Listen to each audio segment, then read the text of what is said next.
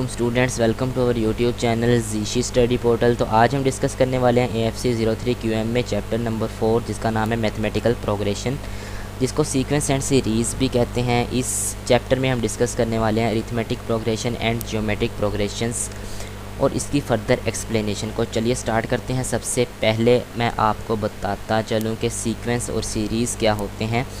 तो सीक्वेंस एक ऐसा लफ्ज़ है जो एक लिस्ट में होता है, यानी एक उसका एक डेफिनेट ऑर्डर होता है, यानी जिस तरह 1 2 3 4 5 ये एक सीक्वेंस के साथ चल रहे हैं। तो ये सब सीक्वेंस मिल के क्या बनाता है, सीरीज़ बनाता है। ठीक है, सीरीज़ को फिर हम जब ऐड कर लेते हैं उसका एक मजमुआ बनता है, तो उसे हम सम बोलते हैं। ठीक है, अब जिस तरह से अगर एक सीक्वेंस हो 1 3 5 7 9, तो इसमें डिफरेंस कितने का आ रहा है, 2 का आ रहा है, तो उसे हम अरिथमेटिक प्रोग्रेशन में बोलते हैं कॉमन डिफरेंस। तो चलिए स्टार्ट करते हैं। सबसे पहले अरिथमेटिक प्रोग्रेशन को, अरिथमेटिक प्रोग्रेशन क्या होता है, तो चलिए यहाँ से स्टार्ट करते हैं। 2 important sequences are formed when each term is formed by adding or constant to the previous term. देखें, हर टर्म में जो उसकी प्रीवियस टर्म होती है, एक कांस्टेंट ऐड करने से या सब्ट्रैक्ट करने से जो हमारे पास प्रोग्रेशन कंस्ट्रक्ट होती है उसे बोलते हैं अरिथमेटिक प्रोग्रेशन।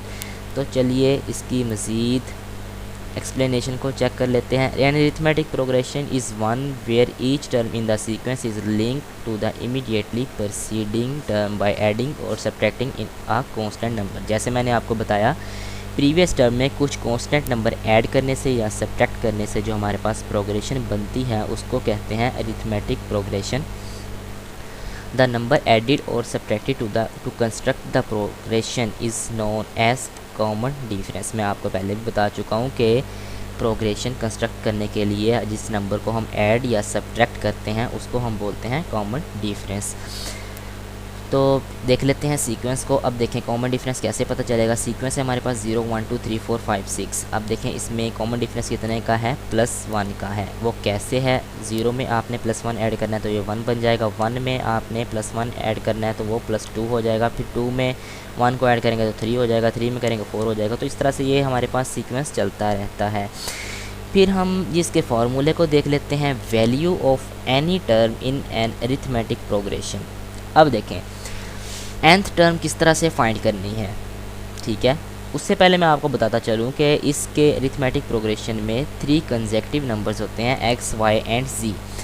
उनको कैसे लिखा जाता है, उनको y माइनस एक्स, यानी y से x को माइनस कर देना है, z को y से। यार सिंपल सी बात है, प्रीवियस वैल्यू से नेक्स्ट वैल्यू जो है उससे जो प्रीवियस वैल्यू होगी उससे एक कॉन्स्टेंट को सब्ट्रैक्ट करना है या ऐड करना है। अब देखें x y z होता है, अब y से x को माइनस कर दिया और z से माइनस y कर दिया, तो ये हमारा एक सीक्वेंस बन गया। तो फिर फाइंड करनी है जी nth टर्म किस तरह फाइंड करनी है अरिथमेटिक प्रोग्रेशन की। तो चलिए स्टार्ट करते हैं। फार्मूला है nth term is equal to a plus n minus 1 d। ठीक है, a plus n minus 1 d। अब ये देखें a इसमें क्या है हमारा, a हमारी इसमें फर्स्ट टर्म होती है, ए एन हमारी इसमें लास्ट टर्म होती है, यानी जहाँ पे उन्होंने nth टर्म लिखा हुआ है उसे ए एन भी कहते हैं। n हमारा नंबर ऑफ़ टर्म्स होती हैं, d हमारा कॉमन डिफरेंस होता है कंसेक्टिव टर्म्स का। कॉमन डिफरेंस कैसे निकालना है 2 कंसेक्टिव टर्म का, देखिए second minus first, third minus second, fourth minus third, इस तरह से करके। ठीक है, तो चलिए इसके कुछ प्रैक्टिस क्वेश्चन देख लेते हैं अरिथमेटिक प्रोग्रेशन के, सिंपल अरिथमेटिक प्रोग्रेशन जिसमें हमने सिंपल टर्म फाइंड करनी है। a इज़ इक्वल टू 10 है, d इज़ इक्वल टू 5 है, आपको फर्स्ट टर्म भी दी हुई है और कॉमन डिफरेंस भी 5 दिया हुआ है। What is the 8th term, उसने कहा है 8वीं टर्म फाइंड करें। फार्मूला क्या है nth टर्म का, टर्म निकालने का, a plus n minus 1 d। ठीक है, ये वाला जो आपके सामने मेंशन है। a आपका क्या है, यहाँ पे फर्स्ट टर्म 10 दी गई है, फिर n आपको नंबर ऑफ़ टर्म्स कितनी है 8 टर्म्स का निकालना है, तो यहाँ पे 8 आ जाएगा, माइनस 1 d कॉमन डिफरेंस है आपका जो कि हमें 5 दिया गया है, तो इसकी कैलकुलेशन करके हमारे पास 45 आंसर आ जाएगा। ठीक है, तो नेक्स्ट इसके कुछ प्रैक्टिस क्वेश्चन हमें दिए हुए हैं, इनको भी हम 2-3 क्वेश्चंस को सॉल्व कर लेते हैं। तो हमारा जो फर्स्ट क्वेश्चन दिया हुआ है वो है calculate the 6th and 11th term. 6ठी टर्म भी फाइंड करें और 11वीं टर्म भी फाइंड करें एक सीरीज़ की जो कि स्टार्ट हमारी 7 से होती है और उसका कॉमन डिफरेंस हमारा 6 है। तो यार सिंपल सी बात है, A1 हमें उन्होंने दे दिया, यानी A हमें दे दिया गया है 7।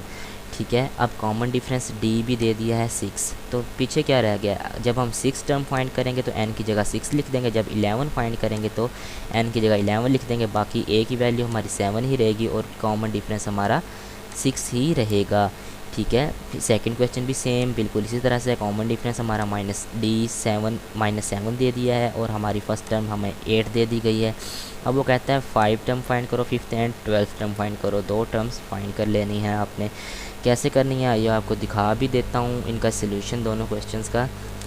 ये देखें इसी चैप्टर के एंड में इनका सोल्यूशन भी दिया गया है। इसमें जब मैंने पहले आपको बताया कि 6th and 11th term find करनी है, तो पहले 6 यानी n की जगह 6 लिख लेंगे, जहाँ पे n आएगा 6, a आपको 7 दिया गया है और d आपका 6 है, कॉमन डिफरेंस यानी d यहाँ पे 6 है, फार्मूला लगा लें a + n - 1d। ठीक है, तो ये आपका आंसर आ जाएगा 67। इसी तरह से सेकंड क्वेश्चन भी मैंने आपको बताया, वो भी बिल्कुल सेम है।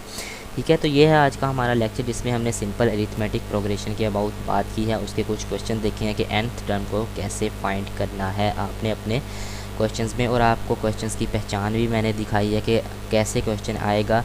एक बार फिर बता देता हूँ किस तरह से क्वेश्चन आएगा।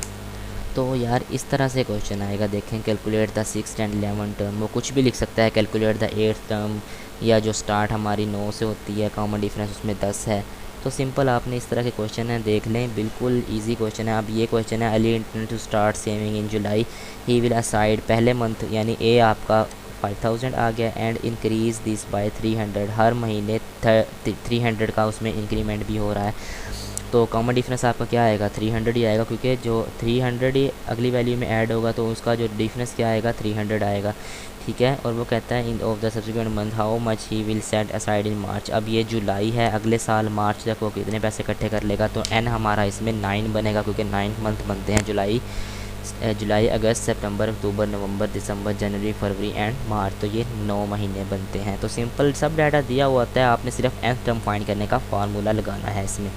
तो आज का ये हमारा लेक्चर है, इसको आगे भी शेयर करें। लेक्चर पसंद आया है तो जल्दी से चैनल को सब्सक्राइब कर लें। शुक्रिया, अल्लाह हाफिज़।